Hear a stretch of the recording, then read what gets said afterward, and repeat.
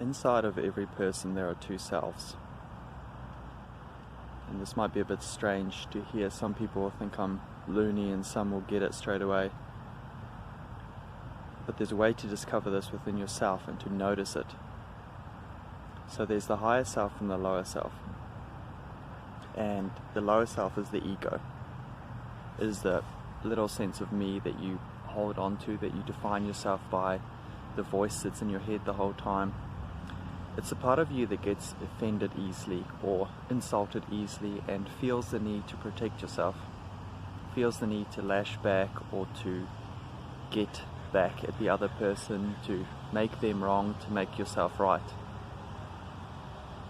And the way to notice the higher self, so the higher self is, it's like a mature old wise man sitting in the back of your head somewhere.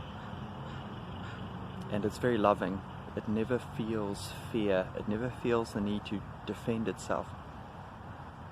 It always jumps to the perspective of the other person and feels compassion and understanding towards them, rather than feeling the need to defend yourself and attack them. And so people live from the place of the lower self almost all of the time. And it's only very rarely that the higher self even shows up. And I think for some people, more and more, the higher self is visible, or it's available, or it shows up more and more. And I'm not really sure how to switch over so that one could live from the higher self. It's something I still have to figure out. But basically the way to discover it, the way to discover these two selves in yourself, is to pay attention next time you get triggered by somebody. Next time you have a little argument, next time you have a disagreement with somebody, and maybe they say something that's a little bit insulting, or they snap at you, or whatever. And for the next while you might be feeling very sensitive and angry and bitter, and your head's going around in circles and circles saying what you ought to have said to them, or how you can get back at them, or how you can make yourself right. But then sometimes in the midst of this, and this happens to me, in the midst of this, it's like another person enters your head. Somebody, like some wise old man, walks in the back of your mind and says, but wait a second, that person, maybe they're not so bad. Maybe they were just a bit insecure. Maybe they were acting from their own insecurity, and it's not so personal. That insult they said to you wasn't about you, it's more about them. And perhaps you should have compassion towards that person and understanding. Perhaps you should be more loving. So the little self, the lower self, it's defensive, it's angry, it's fight or flight, it feels the need to defend itself, and it comes from a place of fear.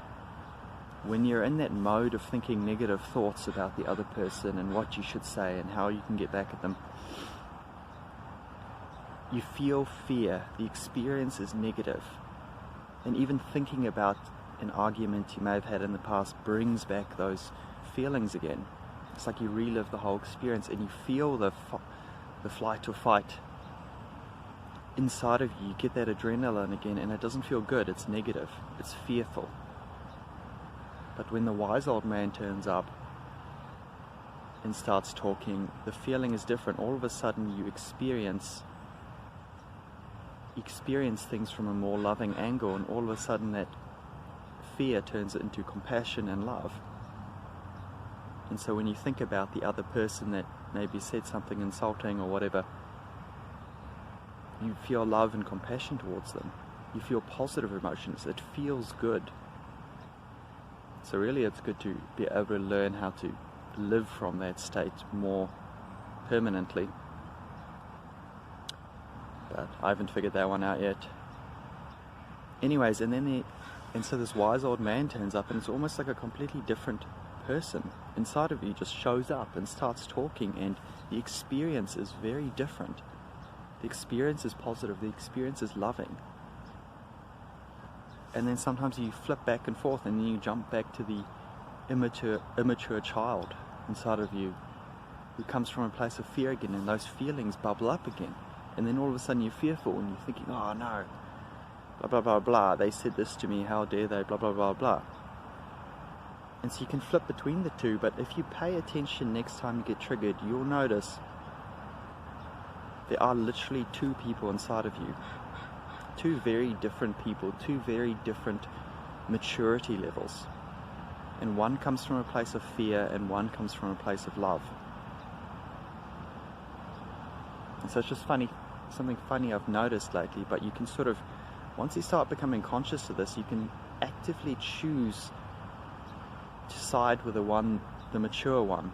You can choose to go with that perspective and to kind of let the other perspective drop, because it'll affect your interactions with other humans, your relationships, it'll affect your life in a positive way.